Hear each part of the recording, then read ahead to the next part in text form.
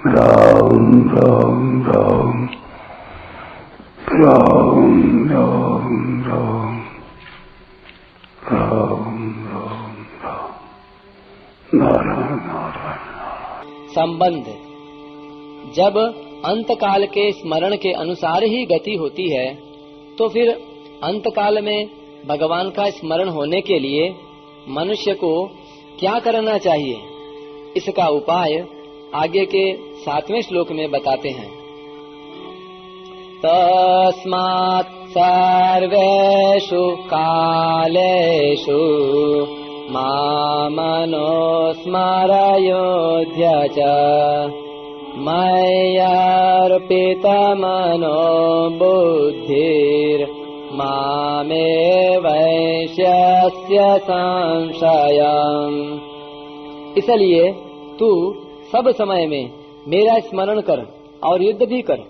मेरे में मन और बुद्धि अर्पित करने वाला तू निस्संदेह मेरे को ही प्राप्त होगा। व्याख्या। तस्मात् सर्वेषु कालेषु मामनुस्मर युध्य च। यहाँ सर्वेषु कालेषु पदों का संबंध केवल स्मरण से ही है, युद्ध से नहीं, क्योंकि युद्ध सब समय में निरंतर हो ही नहीं सकता। कोई भी क्रिया निरंतर नहीं हो सकती, प्रत्युत समय समय पर ही हो सकती है, कारण कि प्रत्येक क्रिया का आरंभ और समाप्ति होती है। यह बात सबके अनुभव की है, परंतु भगवत प्राप्ति का उद्देश्य होने से भगवान का स्मरण सब समय में होता है, क्योंकि उद्देश्य की जागृति हरदम रहती है। सब समय में स्मरण करने के लिए कहने का तात्पर्य है कि प्रत्येक कार्य में समय का विभाग होता है।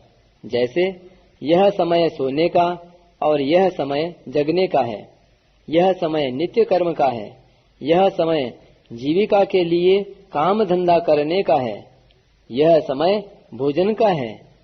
परंतु भगवान के स्मरण में समय का विभाग नहीं होना चाहिए। भगवान को तो सब समय में ही याद रखना चाहिए। युध्य च कहने का तात्पर्य है कि यहाँ अर्जुन के सामने युद्ध रूप कर्तव्य कर्म है, जो उनको स्वतः प्राप्त हुआ है। यदृच्छया चोपपन्नम, ऐसे ही मनुष्य को कर्तव्य रूप से जो प्राप्त हो जाए उसको भगवान का स्मरण करते हुए करना चाहिए, परंतु उसमें भगवान का स्मरण मुख्य है और कर्तव्य कर्म गौण है। अनुस्मर का अर्थ है कि स्मरण के पीछे स्मरण होता रहे, अर्थात निरंतर स्मरण होता रहे। दूसरा अर्थ यह है कि भगवान किसी भी जीव को भूलते नहीं। भगवान ने 7वें अध्याय में वेदाहम कहकर वर्तमान में सभी जीवों को स्वतः जानने की बात कही है। जब भगवान वर्तमान में सबको जानते हैं, तब भगवान का संपूर्ण जीवों का स्मरण करना स्वाभाविक हुआ। अब यह जीव भगवान का स्मरण करे तो इसका बेड़ा पार है। भगवान के स्मरण की जागृति के लिए भगवान के साथ अपनापन होना चाहिए। यह अपनापन जितना ही दृढ़ होगा, उतनी ही भगवान की स्मृति बार बार आएगी।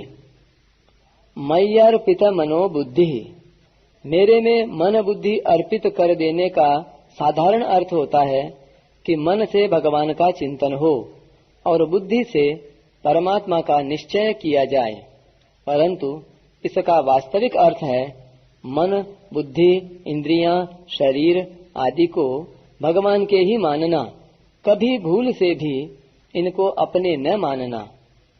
कारण कि जितने भी प्राकृत पदार्थ हैं वे सब के सब भगवान के ही हैं। उन प्राकृत पदार्थों को अपना मानना ही गलती है।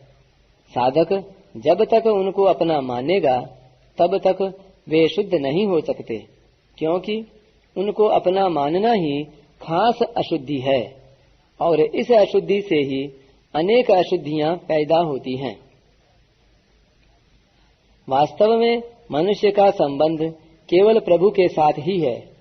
प्रकृति और प्रकृति के कार्य के साथ मनुष्य का संबंध कभी था नहीं, है नहीं और रहेगा भी नहीं। कारण कि मनुष्य साक्षात परमात्मा के सनातन अंश हैं। अतः उनका प्रकृति से संबंध कैसे हो सकता है? इसलिए साधक को चाहिए कि वह मन और बुद्धि को भगवान के ही समझकर भगवान के अर्पण कर दे। फिर उसको स्वाभाविक ही भगवान की प्राप्ति हो जाएगी, क्योंकि प्रकृति के कार्य शरीर, मन, बुद्धि आदि के साथ संबंध जोड़ने से ही वह भगवान से विमुख हुआ था। वे प्राकृत पदार्थ कैसे हैं, इस विषय में दार्शनिक मतभेद तो हैं, पर वे हमारे नहीं हैं और हम उनके नहीं हैं, इस वास्तविकता में कोई मतभेद नहीं है। अर्थात इसको सभी दर्शनकार मानते हैं।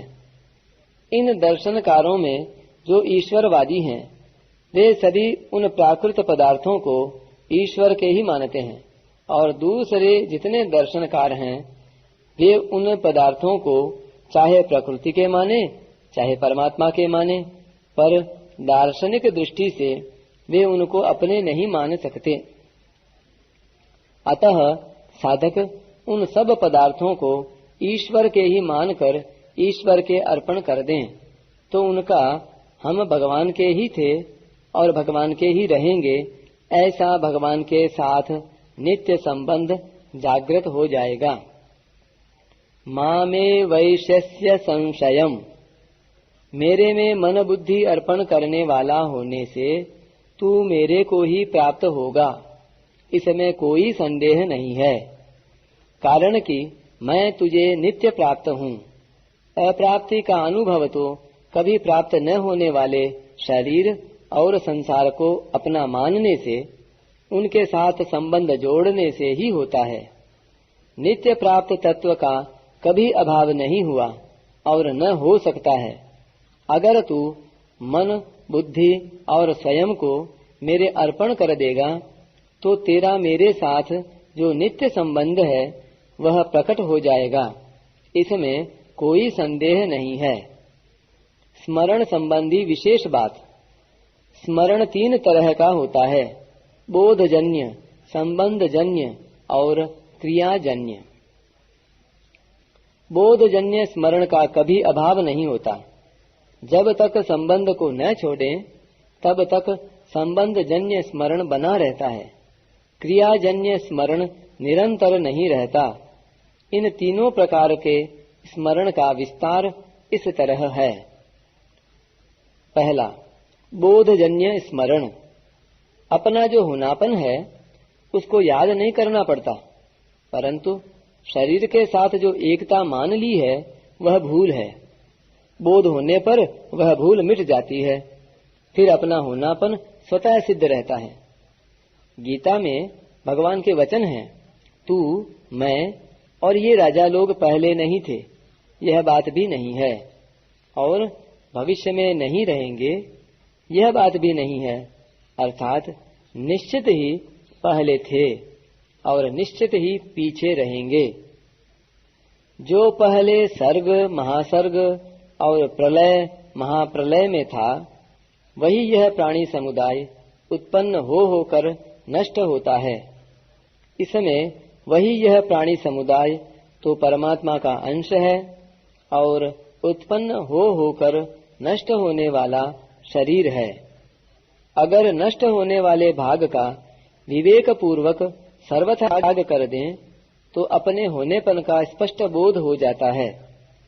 यह बोधजन्य स्मरण नित्य निरंतर बना रहता है, कभी नष्ट नहीं होता, क्योंकि यह स्मरण अपने नित्य स्वरूप का है। दूसरा, संबंधजन्य स्मरण। जिसको हम स्वयं मान लेते हैं वह संबंधजन्य स्मरण है। जैसे शरीर हमारा है, संसार हमारा है, यह माना हुआ संबंध तब तक नहीं मिटता जब तक हम यह हमारा नहीं है ऐसा नहीं मान लेते। परंतु भगवान वास्तव में हमारे हैं, हम माने तो हमारे हैं, नहीं माने तो हमारे हैं, जाने तो हमारे हैं, नहीं जाने तो हमारे हैं, हमारे दिखे तो हमारे हैं, हमारे नहीं दिखे तो हमारे हैं। हम सब उनके अंश हैं और वे अंशी हैं। हम उनसे अलग नहीं हो सकते और वे हमसे अलग नहीं हो सकते।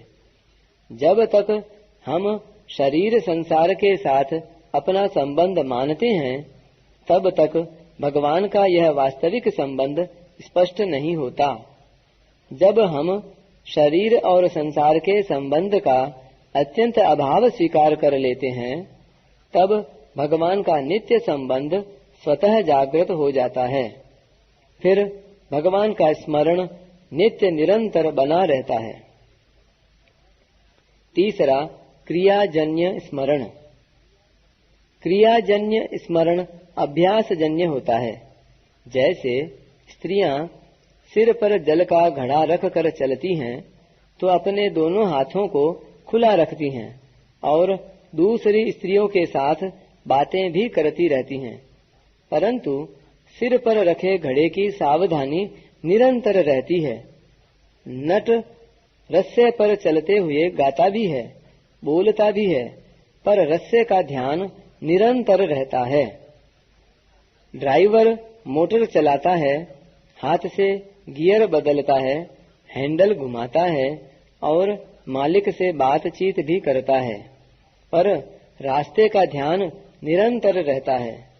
ऐसे ही संपूर्ण क्रियाओं में भगवान को निरंतर याद रखना अभ्यासजन्य स्मरण है।